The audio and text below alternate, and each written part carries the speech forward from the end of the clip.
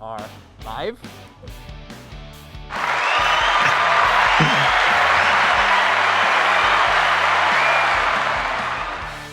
Gwah! Well, hiya, Georgie. Oh my God. Hiya, Pennywise. Oh my God, you got the gloves and everything too. This is amazing. This is Adam always pulls out the best costumes No, I don't. last minute. No, I No, don't. he has since high No. school. Don't be modest because there since I've met him and since I've known him, he's always pulled out the funniest. Like there was one year where he was a priest, I think. I was a nun. There, he was a nun. Yeah, he Yeah. was a nun. He also had he was a Lego. That was hilarious. That was high school. We were gonna match, but I think this is better. And honestly, yeah, this is better. Obviously, again, it's always a good fallback, because you spend $110 on this robe, you might as well use it. Really, Once a really. year, you got to pull out the stops. So, but funny enough, welcome back to another episode of our Real Addiction, episode Absolutely. 146. 147. 147, Yeah. 147. The day that we're recording this is Halloween, and the day Yes. it's releasing is Day of the Dead, technically, November 1st. Yeah. So I hope you guys all had a really safe and fun Halloween. I hope you guys if you guys do this, they put out the ofrendas and celebrate the Day of the Dead and respect the dead and have or go to mass and have like a beautiful ceremony there or anything like that. I hope you guys enjoy that tonight and be with your family and eat as much pan de muerto as possible because it's so good. Love that sweet bread. It's so freaking good. But Adam, I love your costume.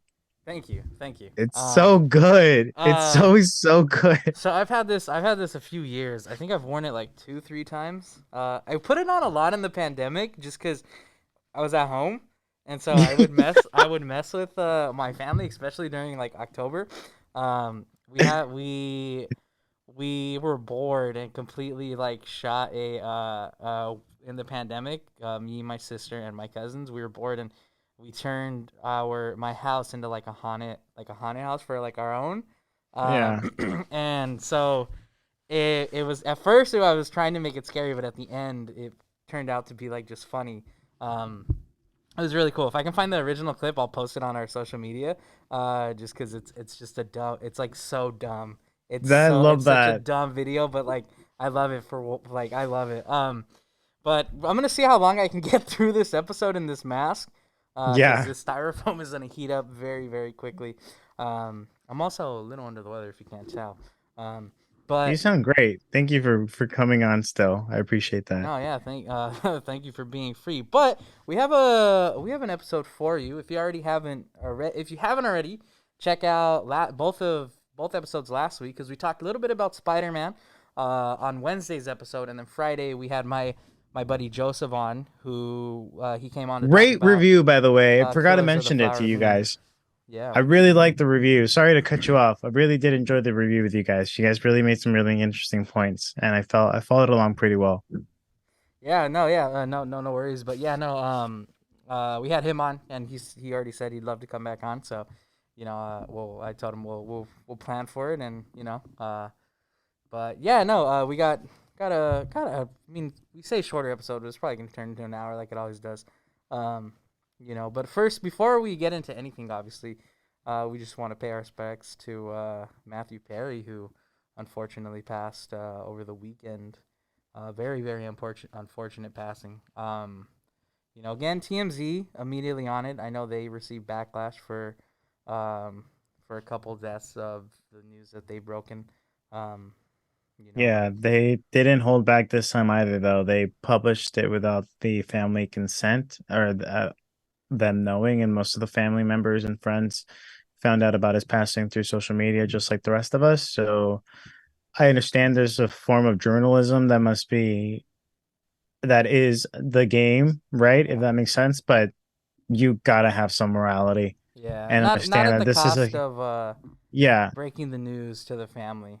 You know. exactly. Like let it be known first. Like I bet there's like rumors that there was like some bribery between the cops and the journalists, whatever it may be. Just have like some morality. Whether these people mean anything to you or not, this person is still a human being and Yeah. had a whole life and everything. And even though he was in the public eye, to die at 54, that's really young.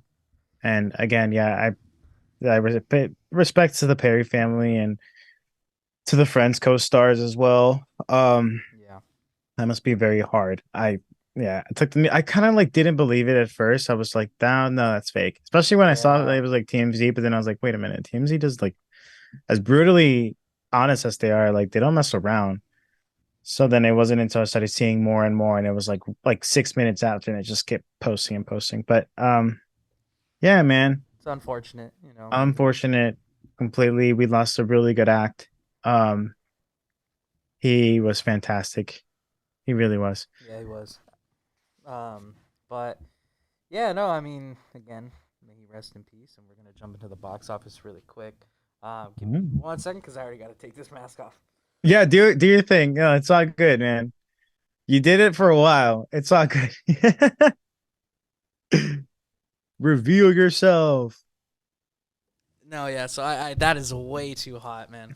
Adam Um, J. I Tapia. know. He's the Pennywise killer. Hey, whoa! Don't be starting rumors. No, I'm just kidding. But we're gonna immediately jump into the box office. We're gonna talk about obviously the number one because there's no surprise what film is number one at the box office, and we're gonna talk a little bit about the dominance that it's had. But coming in at number five is The Exorcist Believer, making $3.3 million, bringing its grand total up to 120 million. 59 of that being domestic and 61 of that being international. So a pretty, almost an even 50-50 split. I will not be seeing it. Did you ever get the chance to see it? No, actually, I don't think I will see it either. I'm not a big fan of The Exorcist in that regard. But also I think I saw the reviews and almost everybody said that this movie is not good. And I know I've stated before that I'm trying not to go into movies anymore without reading early reviews or, Metascore critic reviews or anything like that, Tomato Meter.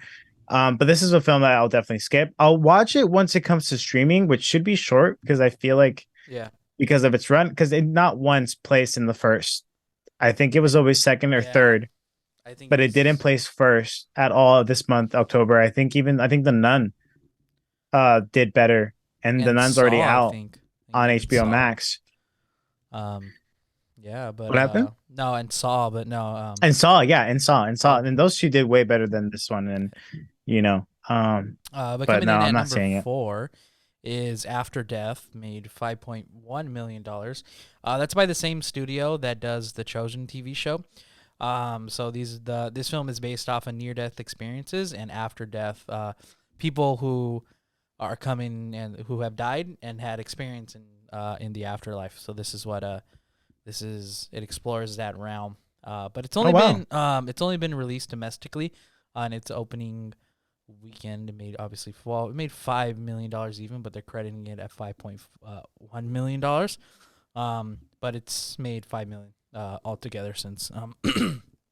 Uh, Coming in at number three is Killers of the Flower Moon, making $9.3 million. Currently sitting at $86 million worldwide, 42 of that being domestic and 44 of that being international.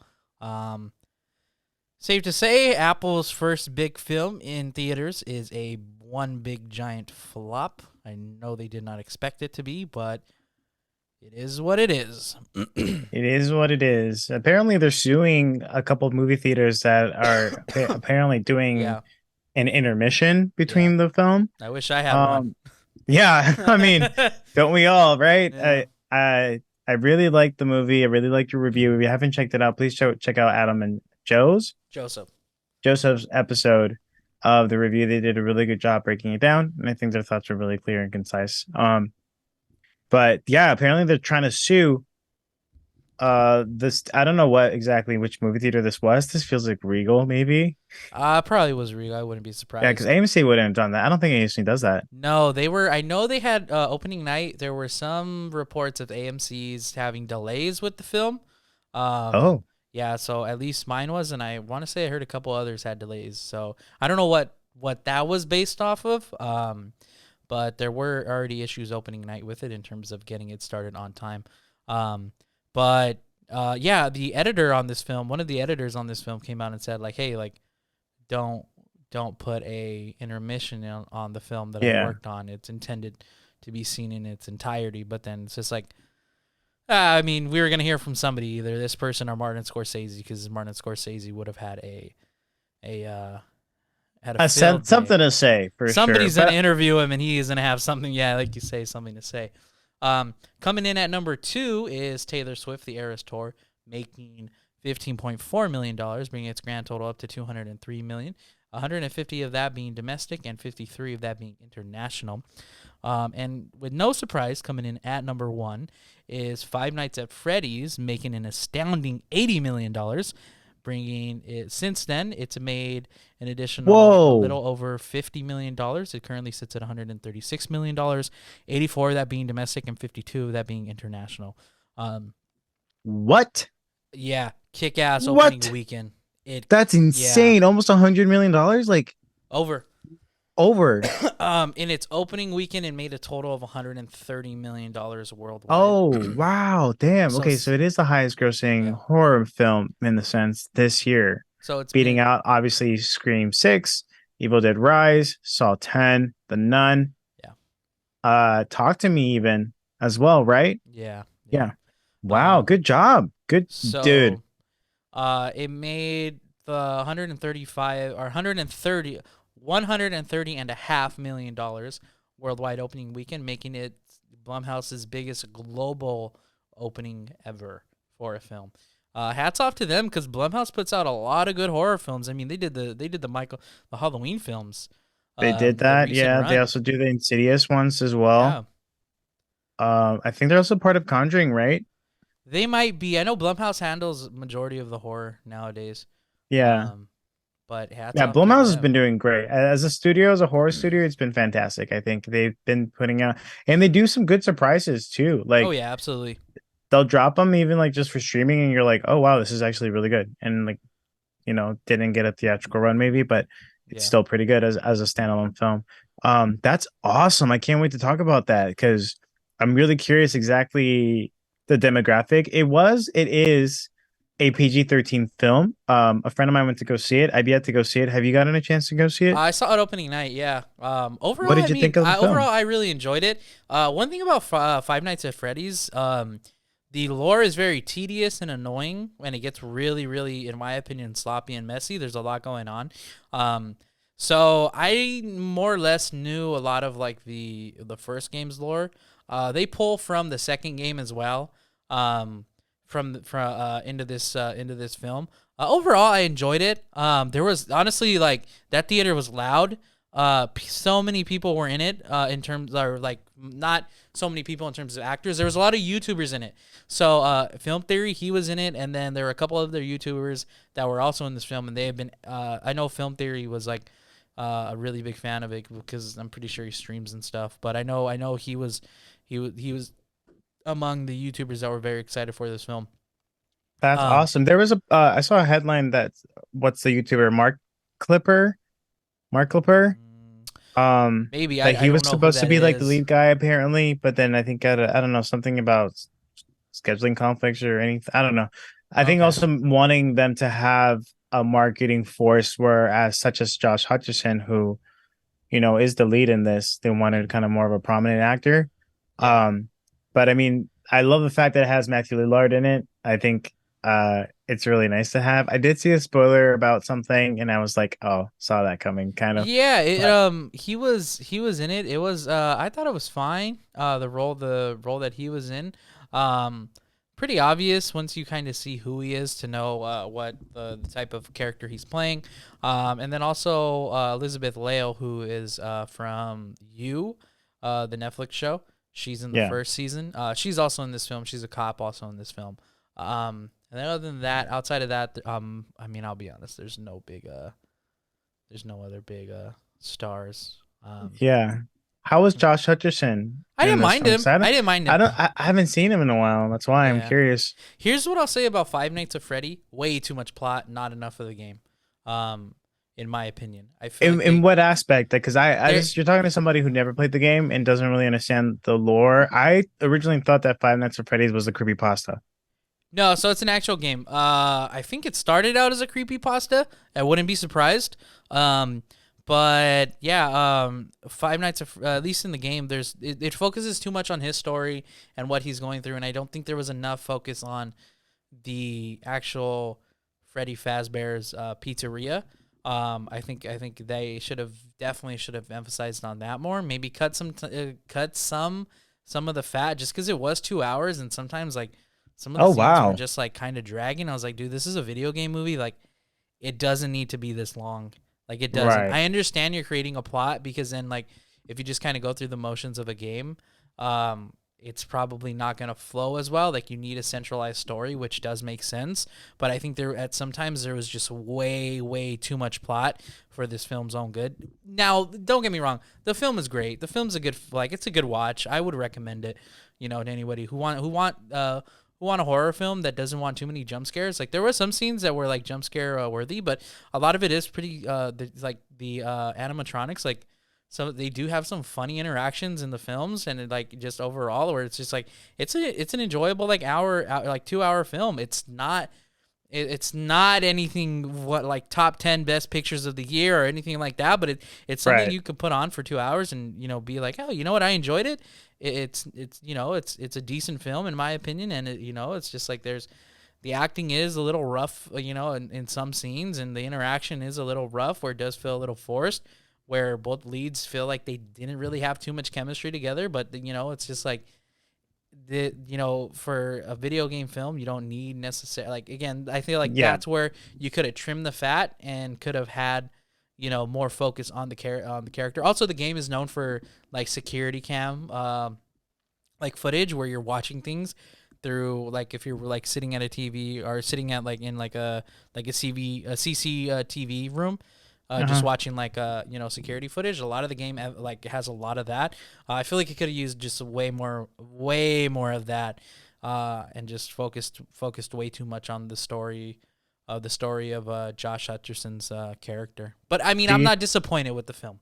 Okay. I Yeah, was gonna ask, do you think yeah, the director was a good candidate in terms of directing this film, or yeah. do you think it should have been more of like a kind of an insider, someone who knew the game, who played the game, maybe even giving it to a YouTuber to direct as a project? I know it's a big risk in terms of Yeah, like a studio, right? But also, I mean, like they did like the guys who did Talk to Me, right? They were also YouTubers and did the short film, and then they did now Talk to Me and they're doing the prequel. yeah. Um, would you think the Um, movie would have benefited more had it been like placed under fan service in a sense, like fan?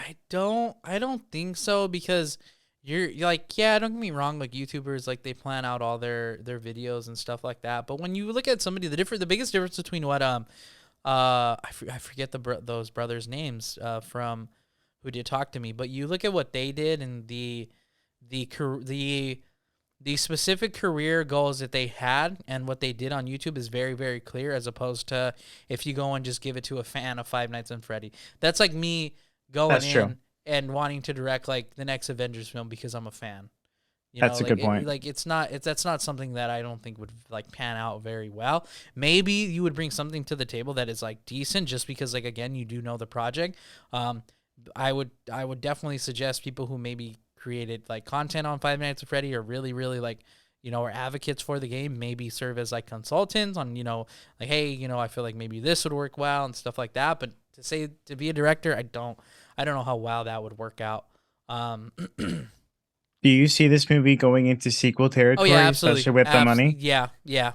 and with the plot as well? Like, does it lead up to anything? Is there like a cliff? There's a bunch of open doors for this film, for a whole Okay, universe, in all honesty, because there's so much lore to Five Nights at Freddy's.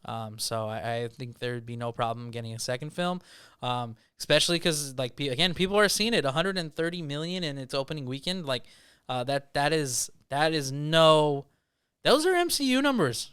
that's Those are MCU crazy. numbers. That's crazy to hit 100. Yeah, that's insane, man. So That's pretty big. It's a big win for the studio, which congratulations to them, because I'm all about, films that should not succeeding. This is a film that shouldn't have succeeded and did.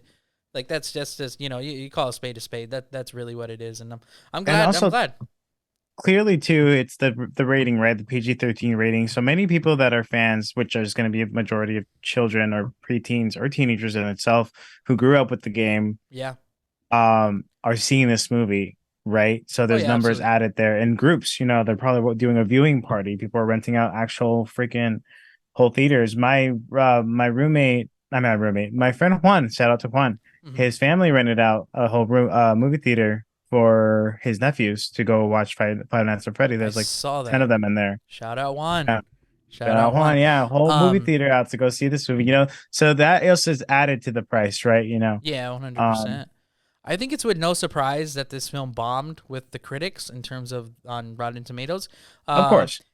However, those who saw the film are loving it, but it's because it's lore heavy. There is a lot of lore, a lot of which I'm gonna be honest, I don't understand. Those who actually know the lore and play the games, because like there were so many cheers in this like theater, which I'm gonna be honest, like it was cool because it's cool to hear this because like at the end of the day, like that demographic is reaching like probably people who don't go to the movies, and this is Yeah. what pulled them out. Like, oh, one of my favorite games, Five Nights at Freddy's, got a movie. It's just like they pulled them out of the theaters. Obviously Martin Scorsese would be very upset about this. But but It's not cinema, it's a video game. exactly. So it's currently sitting at a 28 on the thermometer, and the audience score is an 89. So clear that the Clear difference. well, yeah, obviously the critics don't understand the film, don't understand the game. Because everybody who's seen it, who's played the game, have love what the studio has done with it. And that's another thing that I'm happy about because again, like I've my debate with the Uncharted movie and obviously other movies, and Yeah, it's hard to have a video game adaptation, turn film, yeah, so it's hard. It's like for them to knock it out of the park with this specific genre, with this specific game, and then also with its genre, with its lore, and having that much money made over a weekend. That's great. Like it's fantastic. I'm really happy for them. I'm definitely going to see this movie sometime soon, maybe tomorrow. I don't have anything going on tomorrow, but yeah, I'm excited to see this movie. So hopefully, I'll talk to you about it after. yeah, yeah. Before we move on to your topic, I really want to talk about this a little bit. Yeah, So we all heard about Daredevil firing, cleaning house basically, as they fired the creative team, everybody writing, all the writers, they cleared house. We're starting from scrap. I'm gonna be honest. That like as much as it pains that this show got delayed, I love hearing that because Marvel Studios has been under fire. very They much are so. essentially, at least with me, every other episode is hit or every other show is hit or miss, and every other film is hit or miss. Um, but obviously, what we're gonna remember are the misses more than we're gonna remember the hits. Um, you know, so they are going in the route of TV, and they are hiring showrunners, which is what I love to hear because that is somebody who understands the project, that is somebody who wants to come onto the project and knows what they're doing to do the characters justice as much as they can. They have found their new creative team. So they hired the Punisher writer, Dario Scabertane, who will showrun the series with Moon Knight's Justin Benson and Aaron Moorhead joining as directors into the show. Um, Wow. it means essentially these people joining at the end of the day means nothing. However, this is what I do like. They are all involved already under MCU projects. Right. I haven't done the research in terms of the names of with these names of what shows they wrote and what shows they directed. However, Feige wanting to change the pace because he knows his shows have been hit or miss and have been a majority of them have more or less been big stinking turds. I love hearing this because this shows like, hey, we have to create quality. We have to create quality over quantity. That's what I love to hear. Absolutely. You know, Absolutely. I definitely agree, especially after the show having already such a massive fan like massive like fan background too, and also the fact that we did get three cohesive seasons on Netflix when it was running then.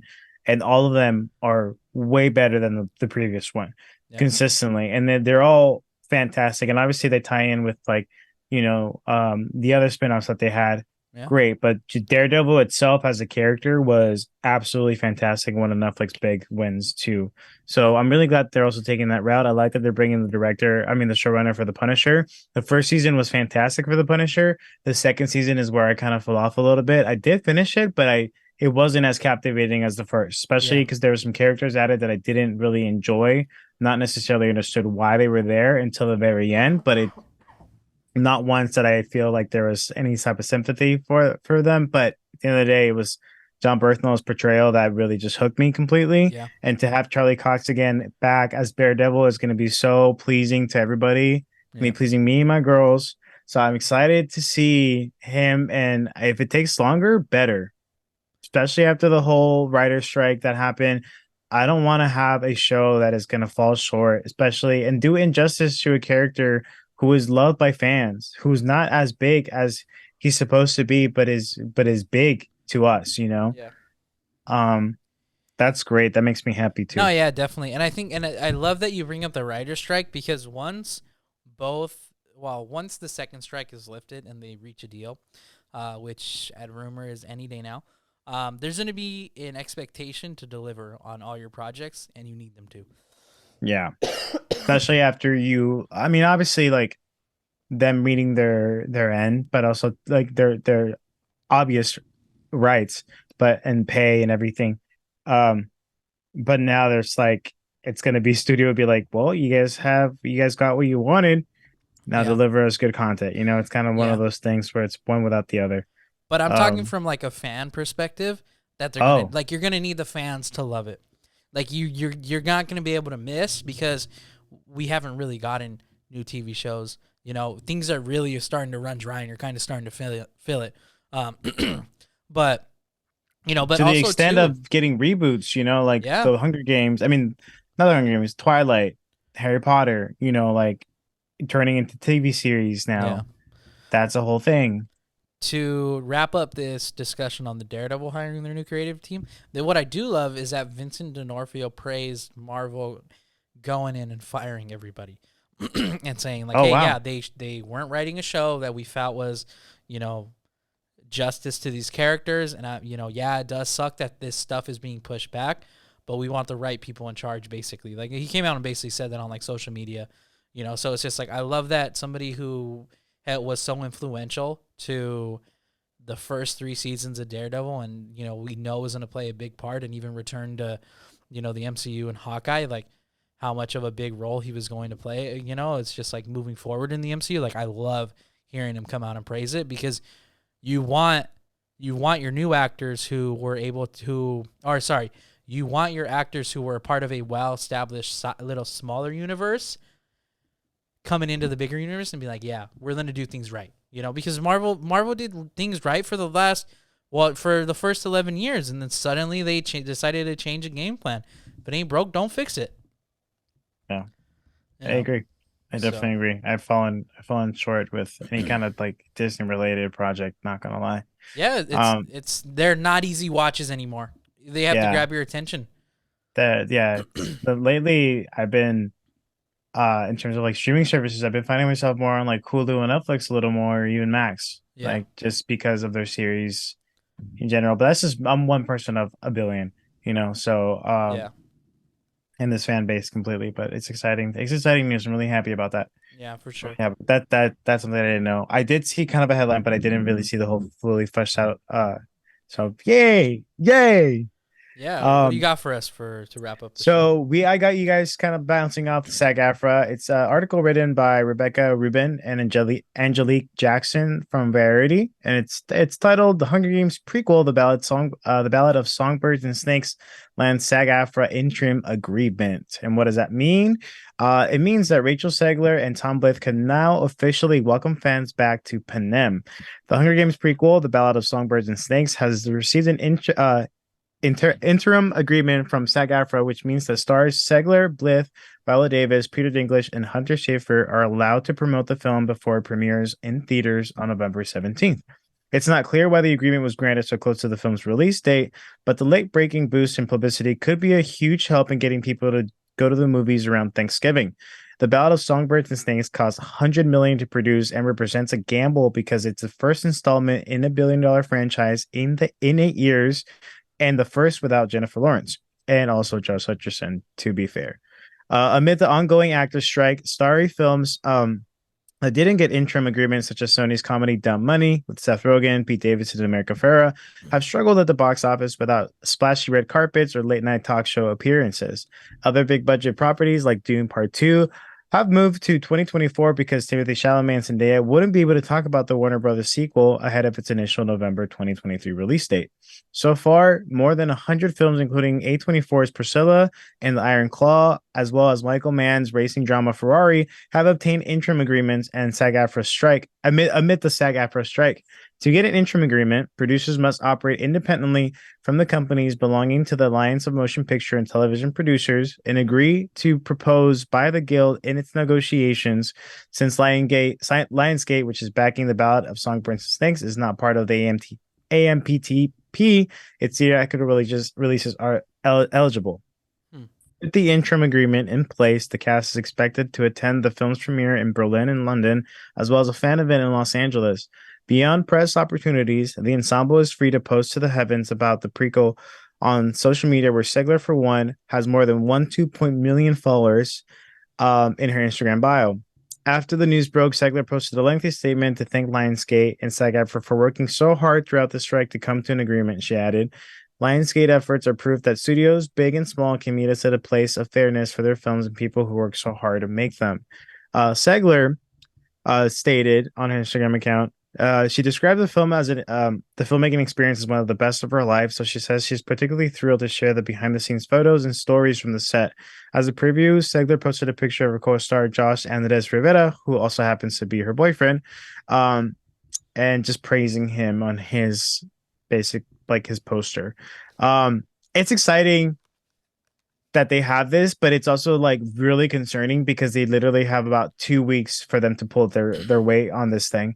However, I know that there's a fan base of the Hunger Games that are loyal from the books and the movies in general, and we'll go see this movie. I think everybody got really excited when the movie trailer released, when the preview released, the teaser itself, where it was just like the emblem of the Songbirds and Snakes. I know I'm for sure going to go see this movie. I haven't read the book myself. I did read the Hunger Games trilogy, but I haven't read this.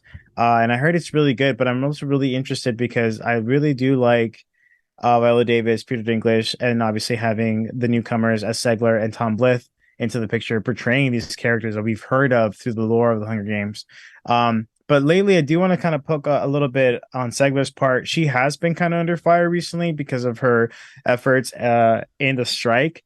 It's kind of like you're kind of on opposite sides. You can be super neutral about it, but personally, for me, I didn't care because I think it was just people giving her crap for an opinion that she voiced, and it was basically her saying a statement about, if I'm going to be in a Disney princess costume for like so many amount of hours, I better receive the pay that I should be given, no matter what, and that's Not fair. I feel like that is absolutely fair. Other people were commenting that, stating that comment was pretty low of her, saying that she should be grateful instead of being picky.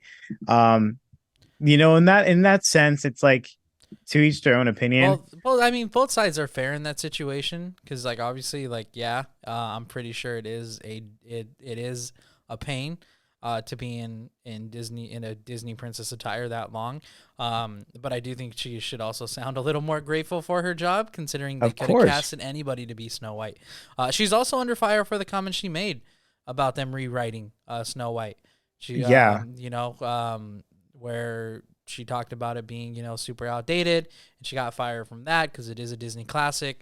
I know a lot of Disney fanatics were at fire with her. So I wouldn't mess with Disney fanatics because, Yeah, it's kind of like messing they're with Disney people, like Disney adults, like you yeah. don't mess with them because they will be throwing shots. And yeah, not only that, the fact that she's over here saying that The Hunger Games: The Ballad of Songbirds and Snakes is the best like film experience for her, considering the fact that she did star as the leading role in Maria in West Side Story. That was an Oscar nomination, and also too, Snow White. Like obviously every movie we're not there to comment and be Yeah, of like, hey, course. clearly, but it must say something a lot. And maybe these studios are a little bit more tight knit because of the fact that they have these big producers and so forth and so on. Um, I will.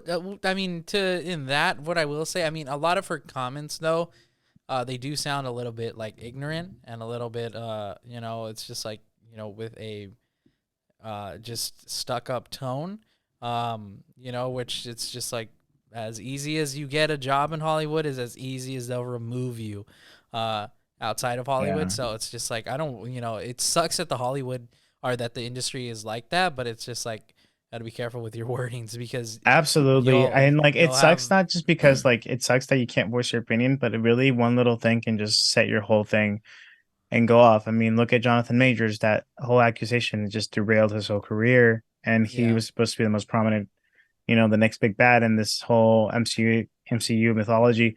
Um, but that's just an example. However, with her, I just kind of feel bad for her. I do kind of sympathize in a sense because, like, for example, West Side Story, her counterpart, I forget his name, with the sexual allegations and everything that happened, he wasn't able to like, but she was able to promote the film and everything, but she couldn't yeah, like promote the film with like him being there to like explain it, and yeah, did that happen after and kind of ruin the publicity of the West Side Story, the chance of it making more money, you know.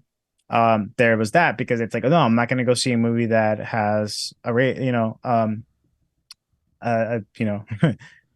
someone like that. yeah. And then now with like the whole Snow White comments and then her with this. So hopefully within they have 2 weeks. Do you think they'll be able to pull it off? I generally feel like this movie will make money, but I don't think it's gonna be as much of a power horse. Yeah. However, I don't know if you guys seen it. I don't know if you've seen it, Adam. If you're an A-lister, there's a surprise advanced screening happening on November 6th. It's a Monday Might be it. for like, and I feel Juan mentioned it to me. Shout out again to Juan. I feel like that either can be Captain Marvel because of its, There will be that week. there will But be no but Marvel I film doubt in I don't that. think it's gonna be Yeah. Captain Marvel. I think it might be Hunger Games in the sun. Yeah. And so I will be seeing that Monday. And hopefully if it's not Hunger Games, I'm probably leaving. However, I'll probably watch the movie because it was free anyway. What if it was Aquaman? I'm definitely leaving. Absolutely not. Not without my consent. Yeah, no. I would say I consented. But if you guys don't know about that, go if you're an A-lister, go check it out. It is November 6th. There's some early screenings, I believe, starting at 7. Um, hopefully it's a Hunger Games. Maybe that's some type of like after it because it surely released after this whole agreement with the interim. Yeah. So we'll see exactly. I know Segler after making that post, she's excited about this film. She's making good comments about it. Yeah. The fact she's making Well, I good mean, comments like about it. rightfully so, she should be excited. She gets to promote her film. Yeah. To answer your question, do I think they can pull it off? Yeah, absolutely. I mean, they got 2 weeks. I mean, you could say, oh, it's only 2 weeks. No, they got 2 weeks to set it up and everything, and it's gonna be all booked and ready. I'm pretty sure the dates were already blocked out for wherever they were going to have those premieres take place, like at the theaters they were going to do. They were already Yeah. blocked off just in case, because I'm pretty sure the studios would have paid it regardless of not. They were going to have Yeah. an actual premiere to have present, so either way that theater wherever they were doing the premiere at was probably already paid, so they're able to capitalize on having those paid. I agree. Yeah, you're right. They probably had like a money already set like aside and Yeah, everything. I'm pretty sure that I don't know, maybe if that's how it works. well, there's But agreements and stuff like that goes all into it, yeah, the so whole calendar plan yeah, of them answering questions and everything. I'm excited. There's been a couple behind the scenes scenes. There's a scene with her with the director. where they're choreographing exactly where he's going to be and the angles that he's gonna take of her and her reactions and what he expects from her. And I really like that. It's only like a minute. I think it was going viral on Twitter for a little bit, but it was like, oh, this is like directing. Like acting is no joke, because there's so much obvious pacing that happens, and that's also just kind of applied in the sense where it's like theater acting clearly, where there's the choreography of your movements and everything, and that's nice to have as a director because the scenes feel more fuller, feel more in your face, feel more intense. And obviously everybody that has seen the trailer has said how well they've captured what they've imagined and was described in the books, in that book specifically. So it's nice to see that they've done it very well. I'm excited to see this movie. I'm going to go in open-minded. um are you going to catch this film? This is a pass. I'm gonna walk right past the theater and walk into another film on opening night. I will not be seeing this. Why not? I don't. I'm gonna be. I don't really care for the Hunger Games, uh, like franchise. Like the first three. I mean, the first four. They're decent films. Nothing for me to be like, oh my gosh, these are some of the best films ever made. This is just Catching Fire was pretty good. it Catching Fire is. is like Yeah. really good, and honestly, the best book I will see out of this that trilogy. for two reasons. If I see this, I will see this for two reasons and two reasons only: Peter Dinklage and Dater Schwartzman. That is it. Oh yeah, it's nice to see. I mean, I'm excited to see Viola Davis. That woman can act. Yeah, yeah. Oh, yeah, she could. Yeah, ACT. Yeah, yeah. she's fantastic. So especially to see her in a villainous role. Um, yeah, but Schwartzman, gotta Yeah, love him. Speaking of, if you haven't known yet, if you haven't found out yet, Spider-Man Across the Spider-Verse is available it on Netflix. is. So if you haven't been able to see it, if you weren't able to see it in theaters, please go check out this movie. If you have a 4K TV, please check it out. You're gonna Yeah, it's be really fantastic. happy with the results. Um, but that's the last shout out I'll mention. I Yeah, think that's everything I have to say. that's all we got. I think for today. Yeah. I'll sign us out. Yeah, go ahead. Go right Yeah. ahead. Thanks again for checking us out for another episode of Our Real Addiction, episode 146. Obviously, you're listening to this on Day of the Dead, so Feliz Dia de los Muertos to everybody who celebrates. And happy Halloween, whoever's listening to this. I hope you guys had a safe and sound Halloween. Check your candy, trick or treat. And as always, I'm Miguel, I'm Adam. and this was Our Real Addiction. Sic Parvis Magna, everybody. Sick Parvis Magna.